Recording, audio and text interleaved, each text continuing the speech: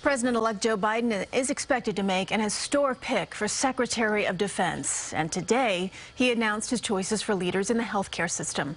CBS 2's Natalie Brand has more. Good afternoon. President-elect Joe Biden introduced key members of his health team who will be tasked with tackling pandemic response and COVID-19 vaccine distribution. Masking, vaccinations, opening schools.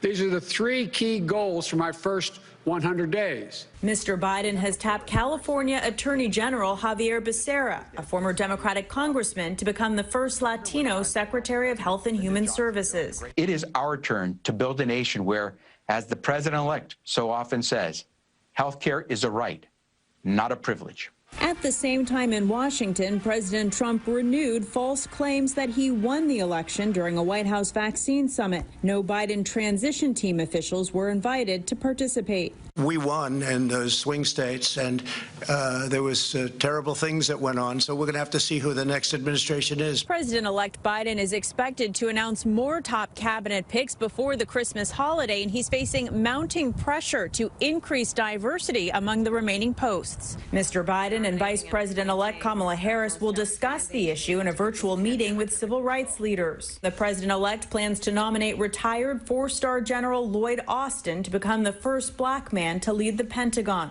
Austin led U.S. Central Command and military forces in Iraq before retiring 4 years ago. Federal law requires former military officers to wait 7 years before serving as defense secretary, so he would need a special waiver from Congress. Natalie Brand, CBS News, Wilmington, Delaware. And just a short time ago, the U.S. Supreme Court rejected Republicans' last-ditch effort to reverse Pennsylvania's certification of President-elect Joe Biden's victory in the Electoral College battleground.